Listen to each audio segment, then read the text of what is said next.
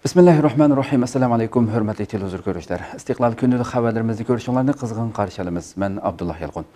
Proqramımızda vətənimiz Şərq Türkistan və dünyada olub atqan gün tərtibdəki xəbərlərini huzurunuzğa sunuşdurışımız qənəmsiz diqqətinizlər ekranımız olsun.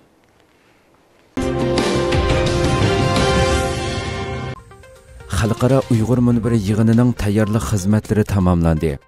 Bu yıl 11. ayının 9. ve 10. günleri Bilgiye paytaxtı Brüssel'de ötküzülmekçi bolğan Xalqara Uyğur Münbiri yığınının tayyorluq xizmeti tamamlandı.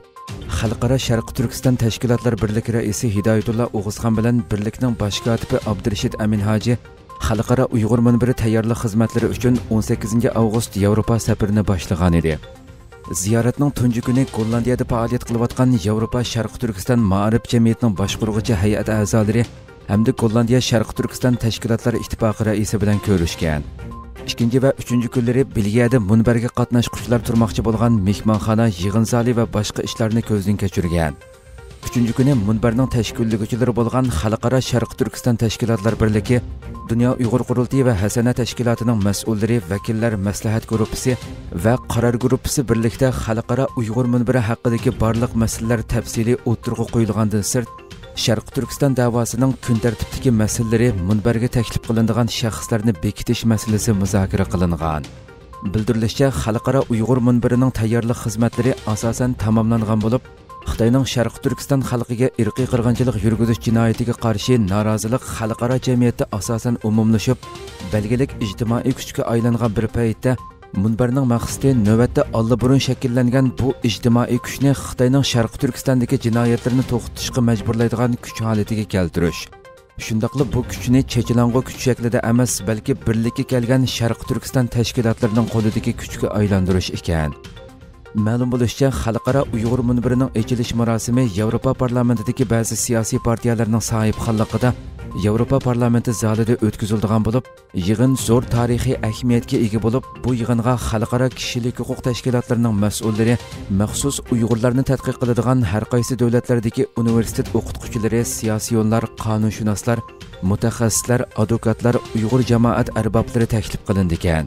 Munbarda Xitoyning Şərq Türkistonda ijro qilayotgan irqiy qirg'inchilik jinoyatini to'xtatish yo'lidagi konkret chora-tadbirlar muzokara qilindi ekan.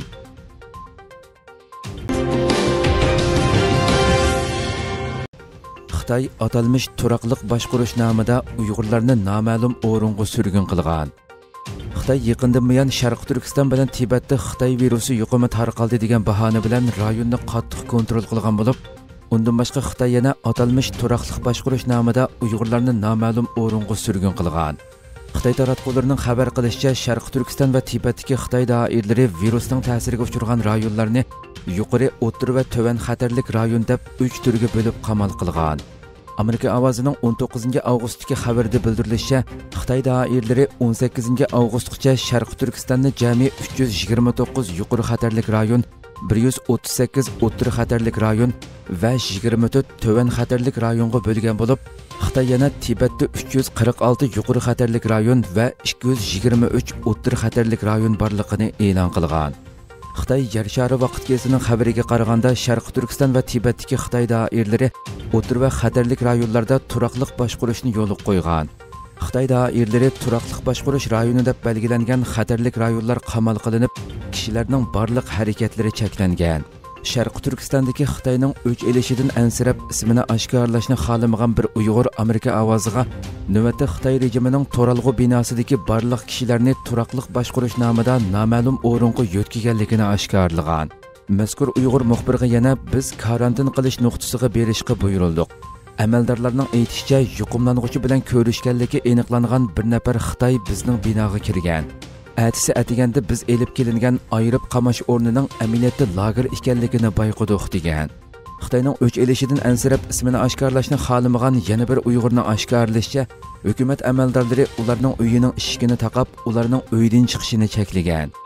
Ismini oshkorlashni xohlamagan kishilar yana Amerika ovozi radiosiga Xitoy amaldorlari bizni kundalik sog'lomlik tekshirish yoki bizga kundalik turmush lozimatliklarini elib kelmagicha ishimizni ochmaydi degan.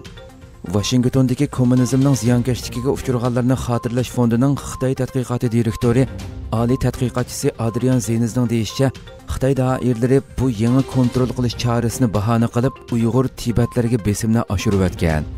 Adrian Zeniz Amerika Ovozi radiosining ziyoratini qabul qilib, Xitoylarning Uyg'urlarni maynat, madaniyatsiz deb kamsitish qilmishini ko'zda tutganda, Uyg'urlar Xitoy virusi mazgilida texmo qattiq muomalaga va texmo qattiq cheklash tadbirlariga duch kelishi mumkin degan. Navbatda ijtimoiy uchur vositalarida chiqayotgan har xil ko'rinishlarning o'zida Xitoyning xalqimizga qattiq besim qilayotganligini, ularni bir tarafdan iqtisodiy jihatdan vayron qilsa, yana bir tarafdan uydan chiqarmay och qo'yish orqali qiynayotganligini ochiq ko'rsatib bermoqda.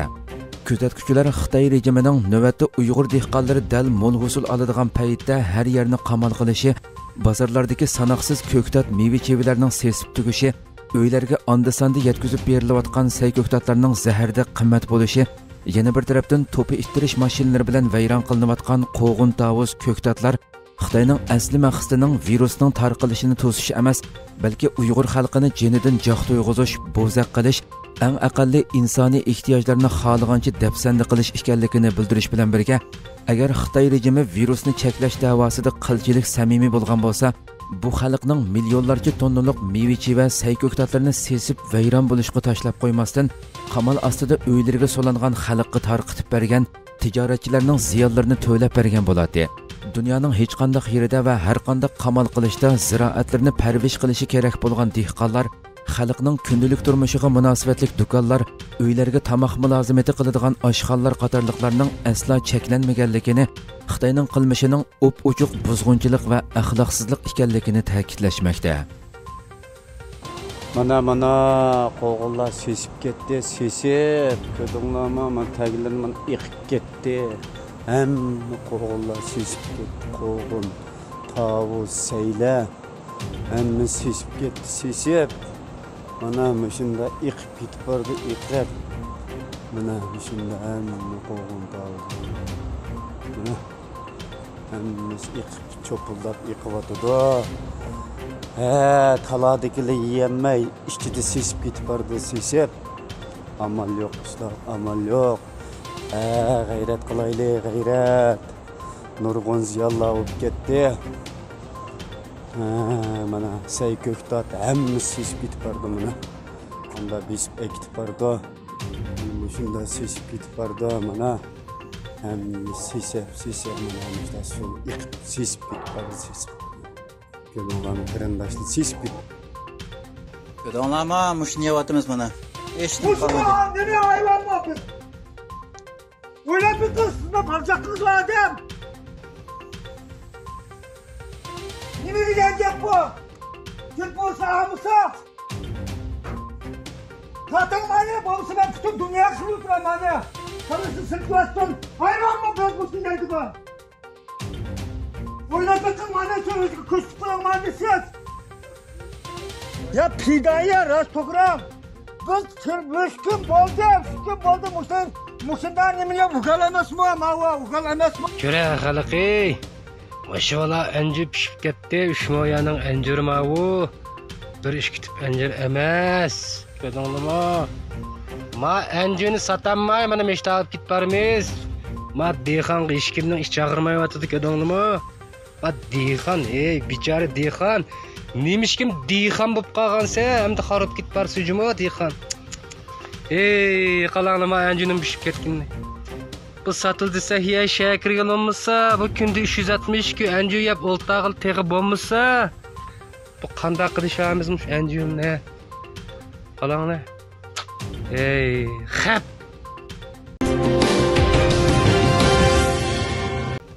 Beshinchi navbatlik Hurra Lo'nqisi futbol musobaqasi muvaffaqiyatli oxirlashdi. Sharq Turkiston tantarbiya va taraqqiyot jamiyati uyushtirgan 5-navbatlik Hurra Lo'nqisi futbol musobaqasi 16 komanda va 200 dan ortiq mohirning qatnashishi bilan o'tkazildi.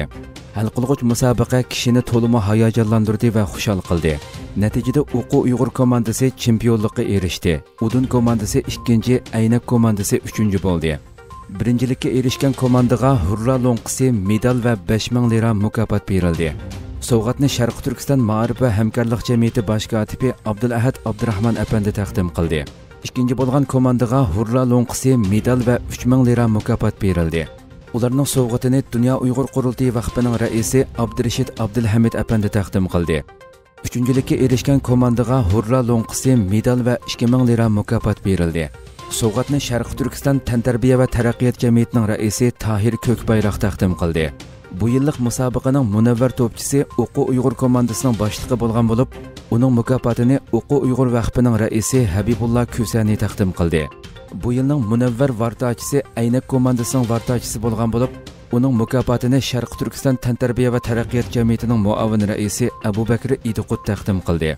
Sharq Turkistonlik yoshlarni har xil tantarbiya sohalarida tarbiyalash va mashq qildirish uchun jaboliq ishlagan Xolid Ataman va uning atritiga Sharq Turkiston ma'rif va hamkorlik jamiyati muavin raisi Musajon Ar va Sharq Turkiston yangi nasil harakati raisi Abdusalom Taklimakan apandilar taqdim qildi.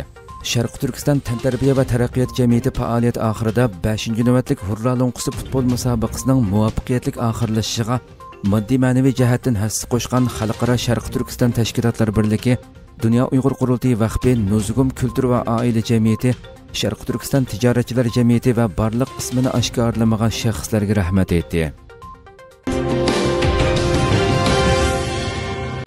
Putinning eng muhim odamining qizi o'ldirildi. Rossiya prezidenti Vladimir Putinning mingisi deb tasvirlangan siyosiy mutaxassis Aleksandr Duginning qizi Darya Dugina o'zi o'ltirgan mashinaning portlashi sababidan qazo qildi. Asosliq nishon deyilgan Duginning oxirgi paytda qarorini o'zgartib, boshqa mashina bilan safar qilganligi tilga olindi. Rossiya taratqulardagi xabarlarga qaraganda, shanba kuni bir faoliyatga qatnashgan dada qiz ikkalan billa uyiga qaytmoqchi bo'lgan bo'lsa-mu, oxirgi paytda dadasi Dugin boshqa mashina bilan mengishni qaror qilib, ayrim mashinada o'ltirib yo'lga chiqqan. Navbatda Rossiyaning danglik siyosiy mutaxassisi Aleksandr Duginning qizi Darya Duginaning o'limi to'g'risida tekshirish boshlangan bo'lib, avtomobilning dadasi Aleksandr Duginga tava ekanligi, Dugina haydagan avtomobilga portlatqich o'rinlashtirilganligi va avtomobilning yo'lda ketayotgan paytda portlaganligi uqtirildi. Mashina Bolshiya Vyazemi yezisi atrofida portlagan bo'lib, aloqador tarmoqlar jurnalist bo'lib xizmat qilayotgan 30 yoshli Darya Duginaning portlashda qazo qilganligini bildirgan bo'lsa-mu, ammo voqeaga munosabatlik boshqa tafsilotlar haqida hech qanday ifoda bildirmagan. Ammo Rossiya davlat taratqusida bu voqeaning mas'uliyatining Ukraina ekanligi haqida xabarlar tilga olindi. Analizchilar bu suiqasd harakatidagi asosli nishonning aslida Aleksandr Dugin ekanligini, kutilmaganda o'zgartgan qarori bilan o'zi omon qolgan bo'lsa-mu, dadasining mashinasini haydagan qizining suiqasd qurboni bo'lganligini bildirishmoqda.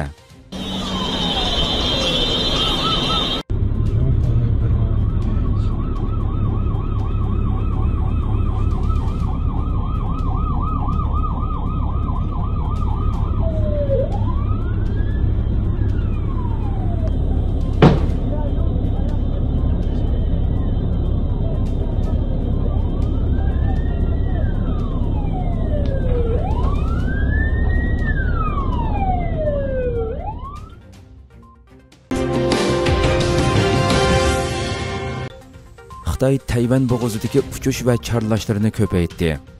Tayvan davlat mudofaa ministrligi tunugun kunduzda orol atrofida Xitoyga tava 17 urush aeroplani va 6 urush paraxotining ko'rilganligini e'lon qildi. Turkiya ovozi radiosi xabarida bildirilishicha, ministrlikning bayonotida Xitoyga tava 17 aeroplandan 7sining Tayvan bo'g'izidagi taraflarning ta'sir doirasini cheklash rayoni deb qabul qilingan havo va dengiz liniyasining sharqiga hamda Tayvan havo mudofaa farqlantirish rayoni deb qabul qilingan rayonning g'arbi-janub qismiga qarab uchganligi bildirildi. Bayonotda Xitoy havo va dengiz vositalarining Tayvanga tava elektronlik iz qo'g'lash quroli, charlash aeroplani, paraxot va quruqliq boshqariladigan bomba sistemasi tarafidan iz qo'g'lab ko'zlanganligi uqtirildi.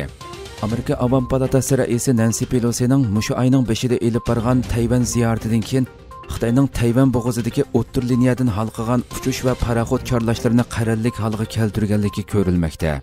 Xitoy armiyasi Pelosining ziyoratidan keyin orol atrofida harbiy manevr o'tkazgan edi.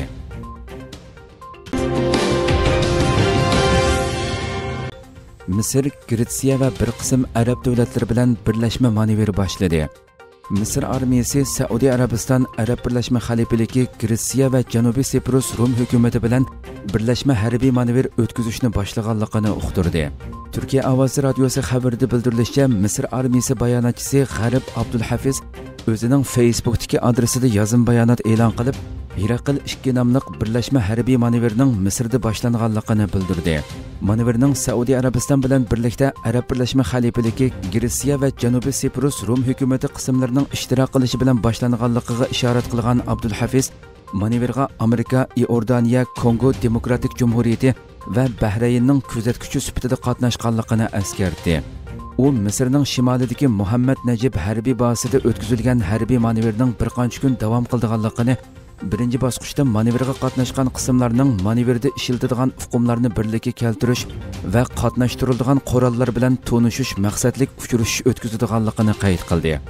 Harbiy manevrning Misrning do'st va qarindosh davlatlar bilan bo'lgan harbiy munosabat va hamkorlikni taraqqiy qildirish nishoniga mos holda elib berilganligini tilga olgan bayonotchi Abdulhafiz, ilg'or texnika qurollari va uskunlar ishiltiladigan manevrning o'zaro tajriba almashtirishga to'kib qo'shadiganligini ta'kidladi. O'rta Sharqda mush yilning 5-dan buyon xalqaro va rayonlik jiddiychiliklarning ko'langisi ostida ko'p qatim harbiy manevr o'tkazildi.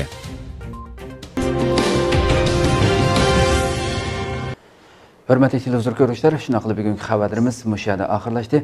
İnşallah ətki xəbərimizi görüşkücə əslərini Cənab-ı Allah tapşırmız. Şundaqla proqram axırda ekran arxasındakı barlıq xidmətdaşlarıma köpdən köp rəhmət etmən. Assalamu alaykum və rahmetullah.